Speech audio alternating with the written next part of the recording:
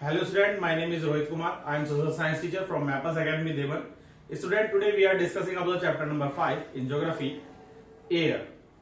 Now, the blanket of air that surrounds the earth is held by the atmosphere. The atmosphere is held around the earth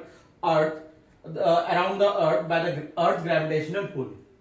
And it consists of many gases.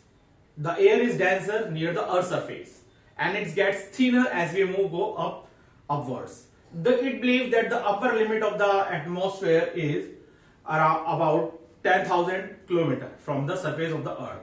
Importance of the atmosphere: it is a layer that of the atmosphere that keeps the sun harmful rays from reaching us. It protects us from the heat of the sun and during the day and keep it freezing at night. In other words, it helps to regulate the temperature of the earth. Without the atmosphere, earth would have been burning in the day and freezing and cold at night. This is also the layer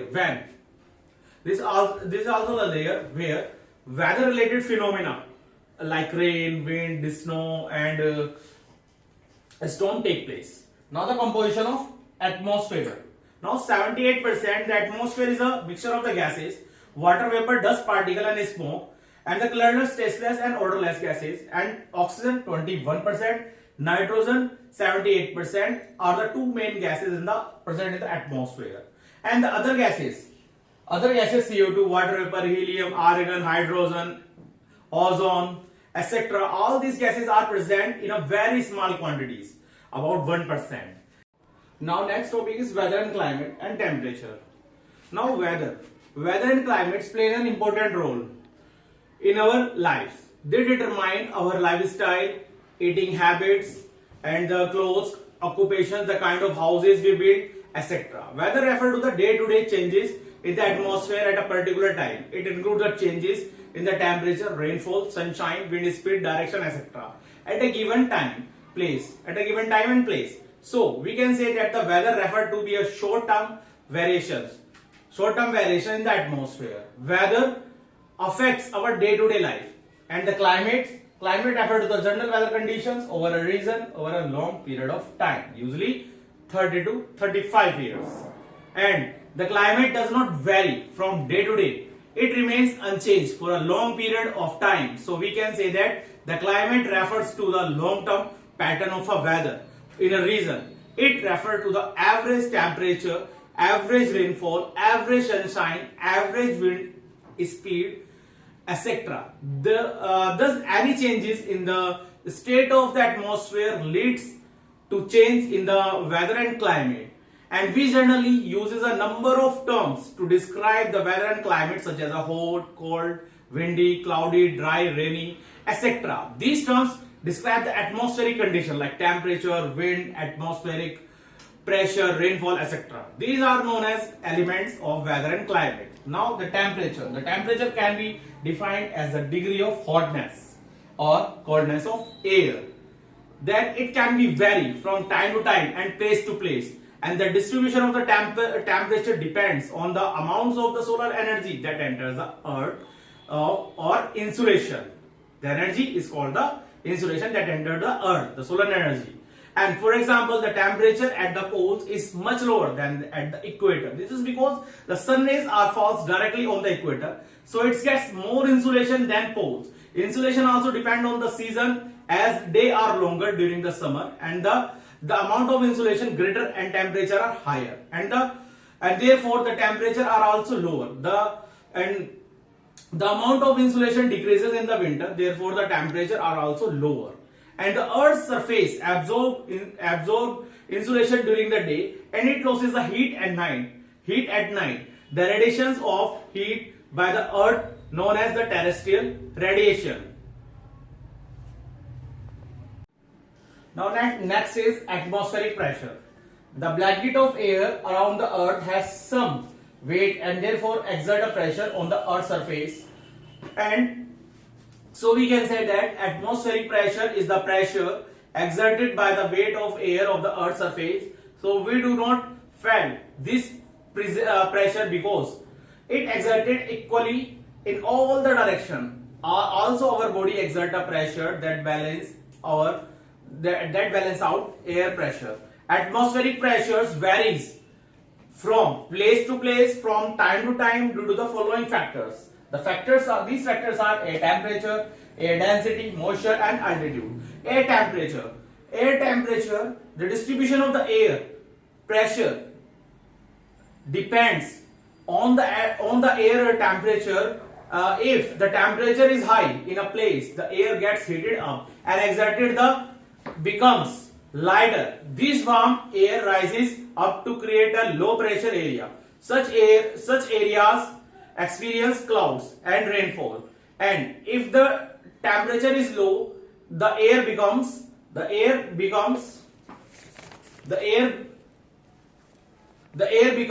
heavy and dense, and the cold air sinks to create a high pressure areas. Such area experience clear weather when hot air rises cold and air rushes into take its places. Therefore, air always move from an area of the high pressure to an area of the low pressure. And air density.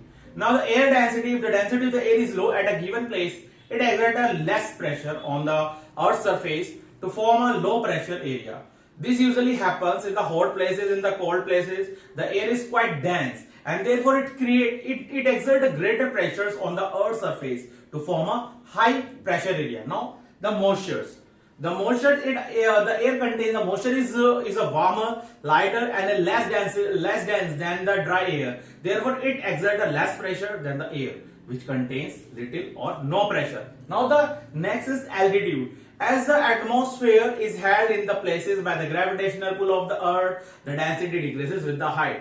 Thus, atmospheric pressure falls as we move up toward the upper layer of the atmosphere. It is the highest at the sea level as falls as we gain height.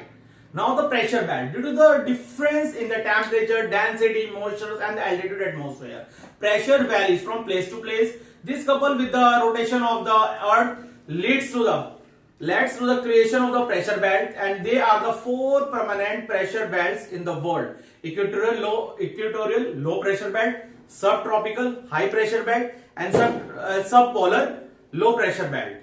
Thank you. Now the next topic is wind. The horizontal movement of the air is called the wind. The vertical movement of the air is known as the air current. And air moves from the area of the high pressure area to an area of the low pressure. So we can say that the wind is the movement of the air from high pressure area to the low pressure area. Winds are named after the direction, names after the directions from which they blow. For example, winds blowing from the east are called the easterly wind. Due to the rotation of the Earth, winds do not blow directly from the high pressure area to the low pressure area. Instead of, they get deflected at the right in the northern hemisphere and they left in the southern hemisphere, and this is also known as the Coriolis effect. Now the winds can be of 3 types: local wind, periodic wind, permanent wind. Permanent wind blows throughout the year without changing their direction. Trade wind, westerlies wind, easterlies all are the permanent winds. Now the trade wind derive their names from the Latin word trado, which means constant, and these winds blow in the tropical region from the subtropical high pressure belts to the equatorial low pressure belts. In the northern hemisphere, they blow from the northern eastern part to the southern western, therefore are called the northeast trade wind. In southern hemisphere, they are blow from the southeast to the northwest, and therefore these are called the southeast trade wind. Now the westerlies wind from the subtropical area to the high pressure belt to the subpolar low pressure belts, and they are called the westerlies as they blow from the west, and therefore blow from the southern west to the northern east in the northern hemisphere, and from the northern west to the southeast. So in the southern hemisphere, the westerlies are the very high speed wind. They bring rainfall to the western margin to the continent. Now the easterlies are also called the polar winds. They are blow from the high pressure area to the subtropical low pressure area, where they blow from the northeast to the northern hemisphere and from the southeast in the southern hemisphere. These winds are very cold and dry. And the next is the periodic wind. The periodic wind blows in the particular direction during the specific part of the day or the year. Monsoon wind land and sea breeze are an example of the such wind. Monsoon wind are the seasonal winds which reverse their direction. Winds can be change of the season. In the summer, they blow from the sea to land, add moisture laden, and therefore summer monsoon are warmer and the most, and bring the heavy rainfall. However, as soon as the season changes from the summer to the winter, they reverse their direction and the begin blowing from the land to the sea. Therefore, winter monsoon are cold and dry. Now the humidity. Humidity contains the water in the form of the water vapor, and the water bodies constantly loses their water vapor evaporation, and the amount of the water vapor or the moisture present in the air anytime is called the humidity. When air hold the maximum water vapor, it can be hold the cannot be taken any more moisture, it's said to be a saturated. Humidity is also usually expressed in terms of the absolute or relative humidity. The amount of water vapor present in a unit volume of the air is called the absolute humidity. It is expressed in kilograms per cubic meters. Relatively humidity is the ratio of the amount of water vapor present in air, and the maximum water vapor can be vary at the temperature and pressure. It is expressed as a percentage. Area with a higher relative humidity have a greater possible of precipitation. On a humidity, the air of the lot of moistures, the amount of moistures air increases with the rise in the temperature. Warm air can be holds more water vapors. On warm days, water vapor rises. As it moves up, it begins cool down and turn into the water droplets. And the conversation of the water and the conversion of water vapor into the water droplets, it's called condensations.